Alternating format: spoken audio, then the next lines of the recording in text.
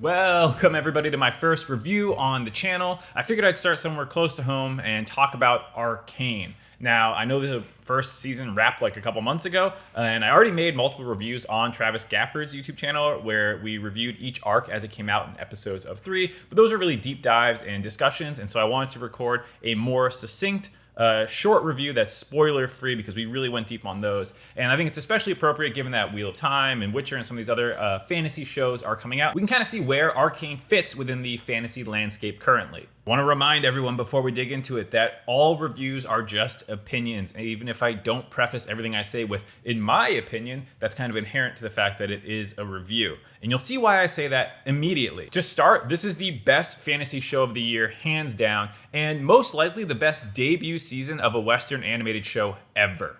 Now, I don't know why that distinction needs to exist, but I feel like it does for both the sake of anime lovers and anime haters. I know that's a really strong statement, and some people might prefer another show, but again, I'm talking about debut season. The first season of Avatar: The Last Airbender had a lot more hiccups and misfires for me while it kind of got its footing going, but the beauty in that story lies within its 3-arc story that really culminated beautifully in the final season. You know, Arcane is still in production. There's more seasons to come, but at least comparing season 1 of that to season 1 of Arcane, I really do think that Arcane kind of stands on its own. If you include anime, there's a couple shows that I personally might prefer more for their first season, but you know, Arcane does push into that category. It's fair to say though that Arcane doesn't really have much competition in the Western animated show category. Most animated TV in the West kind of falls into that Saturday morning cartoon vibe that you see. Even a great show like Invincible went for this. Yes, Invincible fans, I know there's a thematic reason that they wanted to lure you into a false sense of security. No spoilers beyond that. They still had that kind of cartoony vibe, and the animation really wasn't pushing the boundary at all. The only other things that are really in contention are anime-esque shows anyways, like Dota Dragon's Blood, Castlevania, or like we already said, Avatar: The Last Airbender. Even animated movies in the West generally have all kind of fallen into that 3D Pixar-y kind of look. And outside of Spider-Man Into the Spider-Verse, this is one of the more groundbreaking and pushing the medium forward that we've seen in quite a while. This means that Arcane doesn't really have any shows that you can visually compare it to very easily and puts it in a category of its own.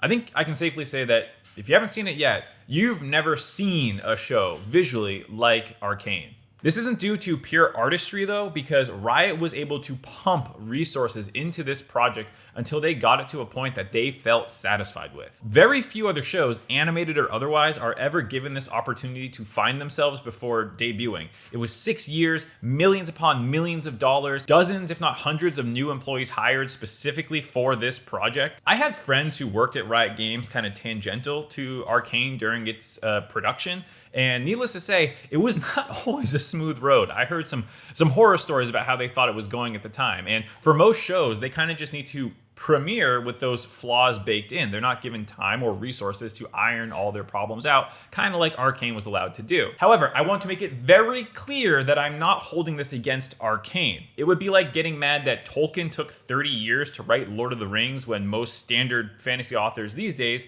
have to pump a book out every couple of years. It's just a different landscape, and it still took a ton of artistry to make Arcane as good as it was, but I just want to acknowledge the fact that they had a bit of an advantage in this area. To talk slightly more specifically about the visuals, they are absolutely gorgeous and heavily stylized, but still remarkably believable, which allows you to get invested into characters and immersed within the world. Action sequences are a visual feast, and some of them actually made my jaw drop. You will definitely get drawn into the show just by watching it.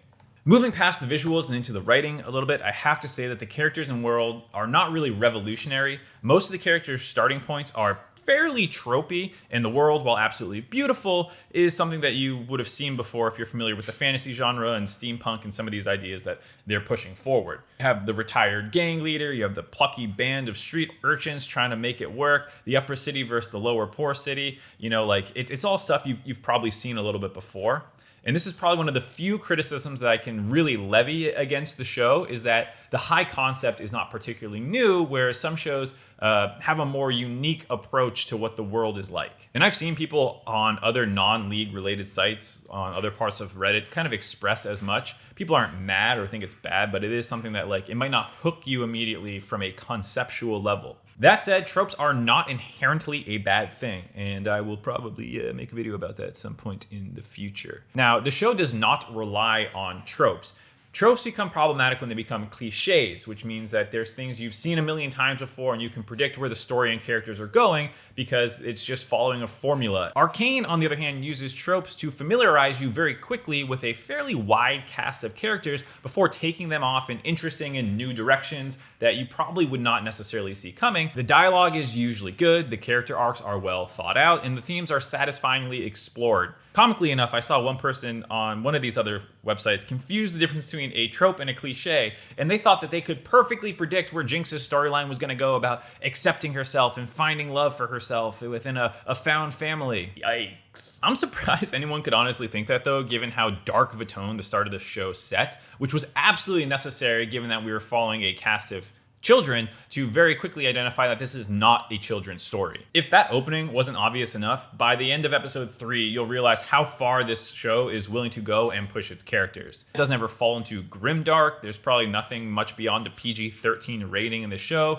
There's violence, but it's not excessive or gory or anything really like that. But it also doesn't pull its punches. I got teary-eyed plenty of times watching the action unfurl as the knife was twisted emotionally on the characters that I had grown to care about. If the visuals were Arcane's lure to get you into the show, the writing is definitely the knockout punch that will keep you hooked throughout the entire thing.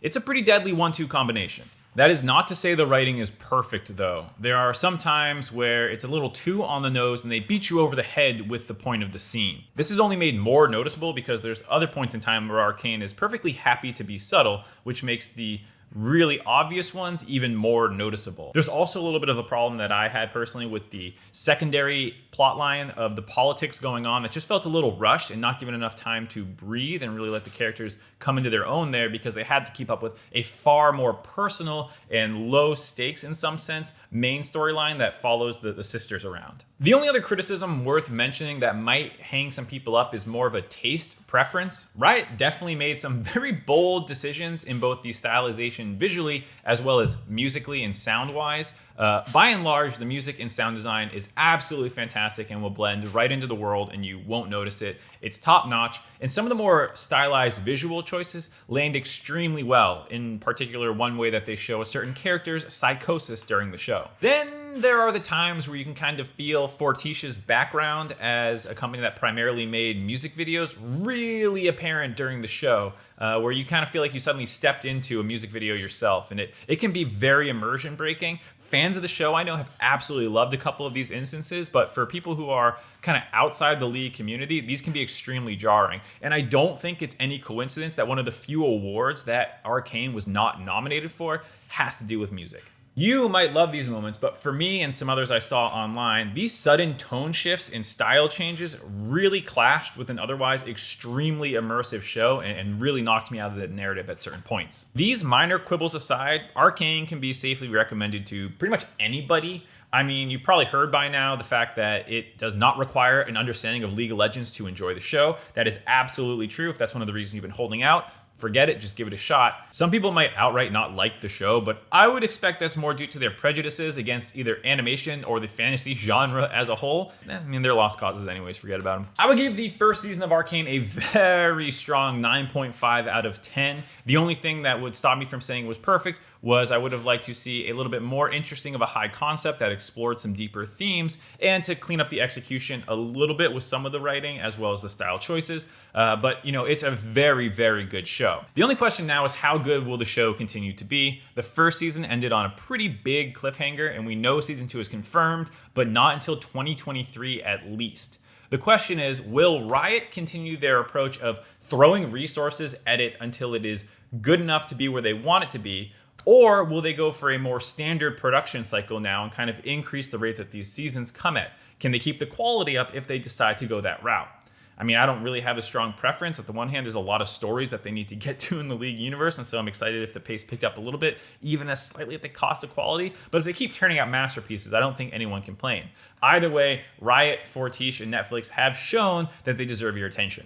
Thank you all so much for watching my first review video. If you liked it, please leave a like, comment, and subscribe down below. Click the bell, do all that bullshit. You know, do what you gotta do. I'm gonna be doing a lot more of these. Let me know what you thought of the style of this. any improvements you think I could potentially hit for this. And there'll be more coming on the channel soon. This is not a one and done video, I promise. I have more already recorded. I'm just a little lazy about editing, and there are also some video essays coming, so it's not just strictly reviews. It'll be a lot more focused on overall content that I'm watching in the world. So thank you guys for watching. See you soon.